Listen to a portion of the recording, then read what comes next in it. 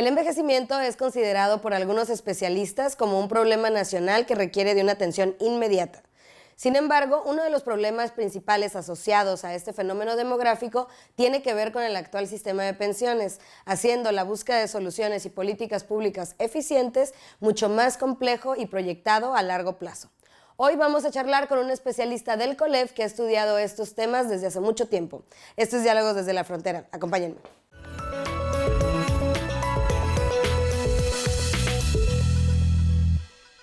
Hola, bienvenidos a Diálogos desde la Frontera. Bueno, el tema del envejecimiento es considerado por algunos especialistas como un problema nacional que requiere de una atención inmediata, pero también necesita de soluciones integrales. Y hoy nos acompaña un especialista, el doctor Roberto Hamchand. Él es profesor e investigador del Departamento de Estudios de Población del COLEF aquí en la sede de Tijuana. Y bueno, también, doctor, bienvenido. Gracias por estar aquí en el programa. Gracias por acompañarnos. Gracias a ustedes. Sí. Y bueno, además del tema del envejecimiento, también vamos a hablar del tema de las pensiones, que pues de alguna manera está muy ligado al tema de la calidad de vida que vamos a tener o no las personas en algún momento de nuestras vidas. Pero primero que nada, me gustaría que nos explicara a mí y a la audiencia por qué se habla del envejecimiento como un problema. Bueno, en primer lugar, es un fenómeno, el envejecimiento, que es ineludible, y entendemos en este momento como envejecimiento es la acumulación de población, el crecimiento de la población que tiene una cierta edad para arriba, de la cual se consideran que ya son viejos. Puede ser 65 años o 70, pero el número de personas de esas edades está creciendo en números absolutos y en números porcentuales. ¿Qué significa eso? Quiere decir que en números absolutos es el número de gentes que tienen esa edad, ¿no? En este momento ya son mucho más los de 65 años que los menores de 5 años, ¿sí? Porcentualmente quiere decir esta población envejecida, qué tanto porcentaje de la población es comparado con las demás edades. En este momento los de 65 y más son como, para México son como 7%, una cosa así, pero muy rápido, para 2050 van a ser más del 20%. Eso es la parte porcentual. Ahora, la dinámica demográfica es tal que es prácticamente ineludible. Es de las pocas cosas que se pueden predecir. Claro. Ahorita nosotros tenemos muchos futuros que no sabemos qué vamos a hacer con la economía, con la política, ¿verdad? No sabemos realmente qué va a pasar.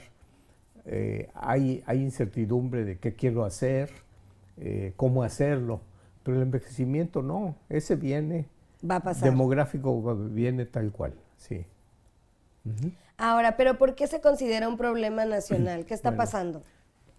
Si solamente fuera la acumulación de personas viejas de cierta edad para arriba y esas personas tuvieran capacidades físicas, de salud, económicas, no sería problema. Claro. Pero en correlación con las edades avanzadas existen deterioros de salud, existen problemas de adaptación a la economía, y que hace que las personas envejecidas de mayor edad pasen a ser dependientes.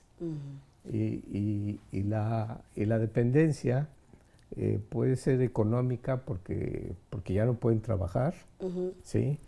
Es de atención a la salud, y si no pueden trabajar, no tienen ingresos, pues ¿quién va a pagar la atención a la salud? Claro. O la necesidad de cuidados. Ahora, hay una cosa muy importante en esta dependencia y en esta cuestión de problema. El envejecimiento nos va a tocar a todos. La única manera de vivir más, todo el mundo quiere vivir más y de hecho están viviendo más, es ser viejo, ¿sí? Entonces todos vamos a pasar por ahí. Y vamos a pasar de dos maneras. Una es cuando nuestros papás o abuelos son viejos y son dependientes. Y casi todos tienen ejemplos de eso. Y luego va a ser nuestro envejecimiento propio, y vamos a depender de alguien o de alguna institución en estos ramos. La única manera de no llegar a viejo y no ser dependiente es que haya una muerte súbita, claro, un accidente o un infarto. Pero si no, antes de la muerte, sobre todo un año antes de la muerte, viene mucho deterioro que requiere todo esto de cuidados y que es muy caro.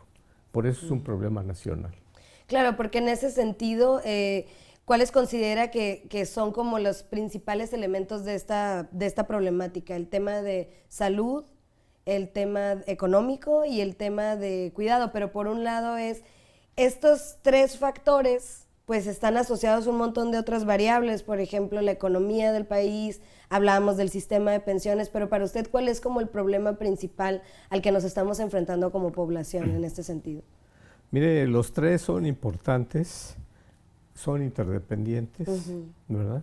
Alguien con poca salud, pues le caería mejor una pensión, ¿sí? A lo mejor alguien que no tiene una pensión, no se puede cuidar y cae en un problema de salud.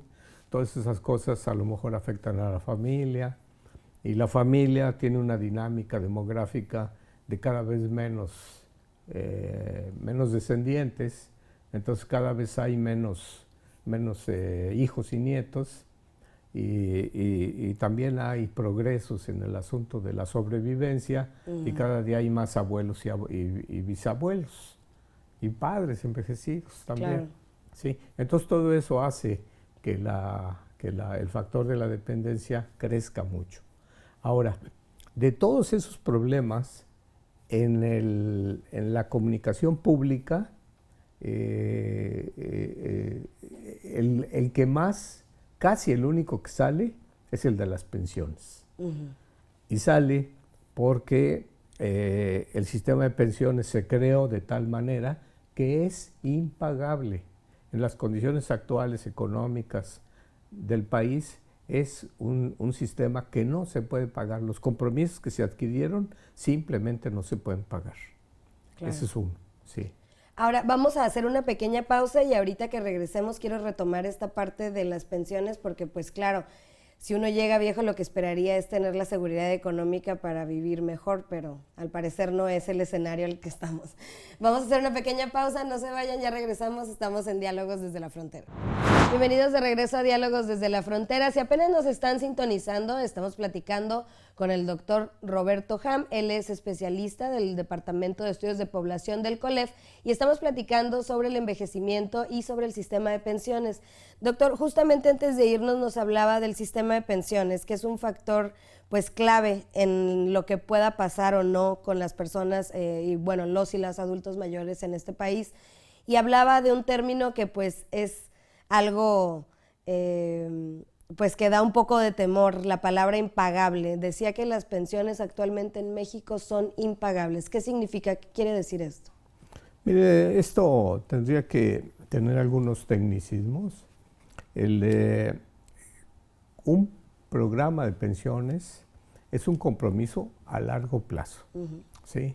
Una persona que entra a trabajar y cotiza para después tener una pensión, a lo mejor entra a trabajar a los 25 años, alguna cosa así, y se jubila a los 65 años, y cuando se jubila va a vivir a lo mejor otros 20 años, y a lo mejor otros 10 años más queda la viuda que hereda esa pensión. Entonces estamos hablando de 70, 80 años. Claro.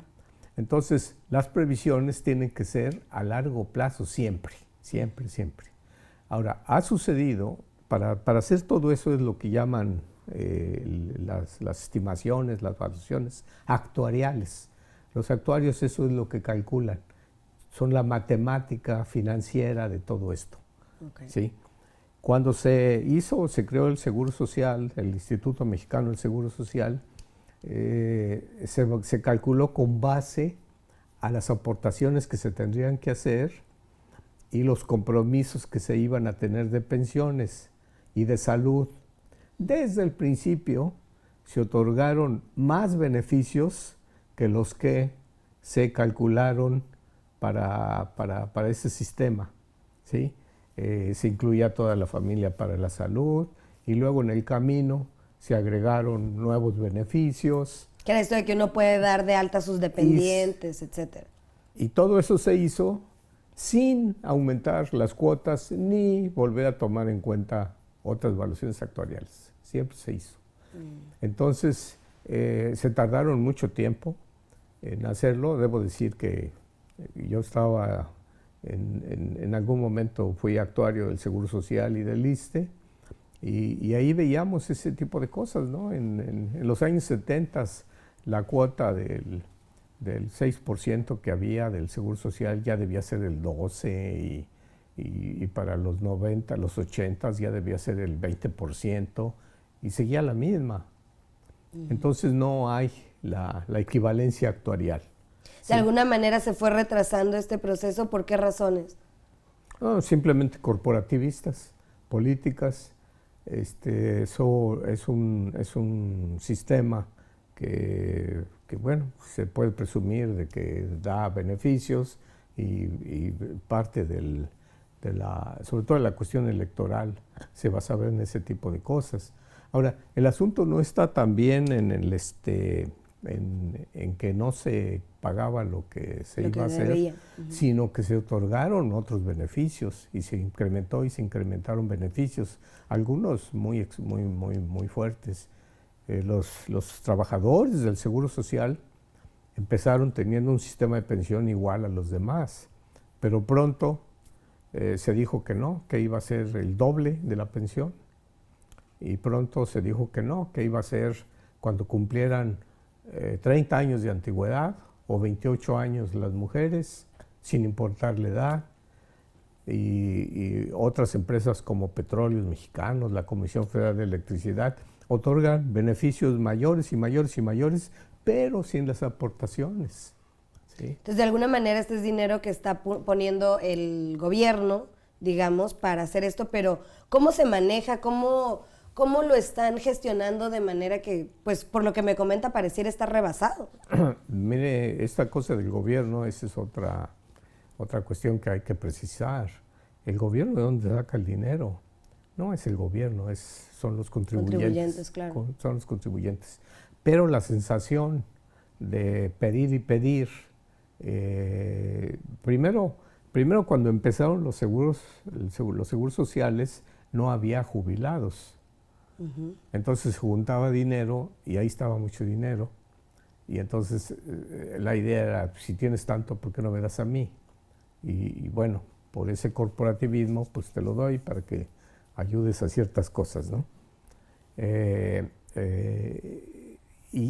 Pero esa acumulación de alguna manera también es ficticia, porque aunque hubieran juntado el dinero, económicamente era imposible hacer una inversión financiera de todo ese dinero. Serían billones de pesos ahora, ¿sí? Pero billones de billones, los que se habrían tenido que juntar. La economía, la cuestión financiera no habría sido capaz de hacer eso, ¿sí? Lo que se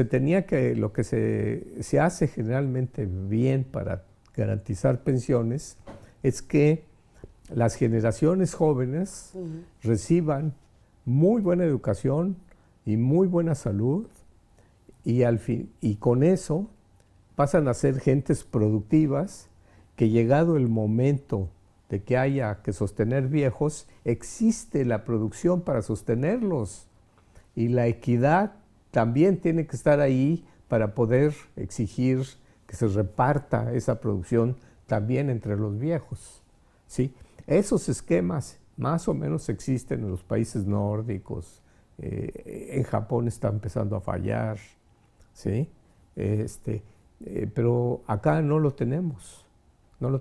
Y entonces se hizo impagable esta cuestión de las pensiones, y se decidió hacer una reforma en el sentido de juntar dinero en las AFORES, pero ese es otro problema, porque no se van a juntar ni la cantidad, ni los sistemas, los mecanismos son adecuados para poder sostener el envejecimiento futuro. Y bueno, ahorita nos platica un poco más de esto. Vamos a hacer otra pequeña pausa, no se vayan, ya regresamos a Diálogos desde la Frontera. Bienvenidos de regreso a Diálogos desde la Frontera. Estamos con el doctor Roberto Ham y estamos hablando sobre el sistema de pensiones y el envejecimiento. Doctor, nos hablaba del tema de las pensiones y que son impagables, pero por un lado creo que en el común de la gente que estamos escuchando estos temas, nos parece a veces o se escucha que es complicado entender cómo funciona actualmente el sistema de pensiones. Por un lado están estos temas de la reforma, que me gustaría que nos explicara un poquito más, pero también el modelo de ahorrar y el modelo de buscar la manera de ahorrar con salarios precarios también se convierte en un problema para la gente. Entonces, ¿qué hacemos? ¿Dónde estamos parados y hacia dónde tendríamos que ubicar nuestra mirada? Bueno, la deuda de las pensiones es particularmente por los sistemas de privilegio que se dieron, ¿sí? En la Comisión Federal de Electricidad una pensión cuesta casi $1,000,000 al año. En Petróleos Mexicanos sobrepasa los 800,000 pesos, ¿sí? Ahora están tratando de hacer una pensión que todos los viejos de 70 para arriba, 68 para arriba, reciban. Esa cuesta 15,000 pesos al año, ¿sí? O sea, sí hay una gran diferencia. Hay una gran diferencia. Ahora, la gran deuda y lo que hace impagable es pagar esas otras pensiones. Entonces, una primera cosa que debería hacerse pues, es como revisar ese sistema. Pero nos topamos ahí con una cosa ahí casi sagrada, llamado a derechos adquiridos, ¿verdad? Y la gente dice que son sus derechos y no hay manera de cambiarlos. Y no hay manera, porque pues ¿qué va a pasar? Van a bloquear el aeropuerto, no sé qué van a hacer, si se pensara alguna cosa de esas. Pero de todas maneras yo creo que debe, cuando menos, casi como lo de otras cosas, buscar la verdad ahí, qué cosa es lo que sucede con esas pensiones. Eso es lo que la hacen impagable, ¿sí? Sí. Ahora, respecto a lo demás, ¿qué cosas se podría hacer para las pensiones? Hay economistas que tienen más de un siglo, y actuarios diciendo que no se trata de ahorrar dinero, sino que hay que tener la productividad para sostener a los demás, ¿sí? En este momento ahorrar dinero puede ser un mecanismo para crear esa productividad, pero tiene que salirse de solamente la especulación financiera y buscar esas otras inversiones que puedan hacer que México sea suficientemente productivo para sostener pensiones. Claro. Ahora, de todos los análisis que se hacen, econométricos, macroeconómicos, etcétera, nos dicen dos cosas aquí. Una es pesimista en el sentido de que esto no se puede arreglar en un sexenio, ni en 2 ni en 3, y se necesita mucho tiempo, ¿sí? La otra cuestión de esto es a quién está involucrando en estas cosas. Para un sistema de este tipo es que la mejor inversión a futuro en todos los países siempre ha sido invertir desde las primeras edades, a veces desde antes del nacimiento, para salud.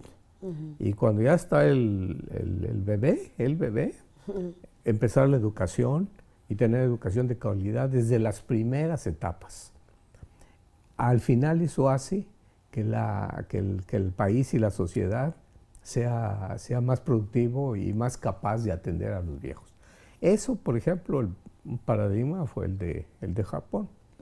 Después de la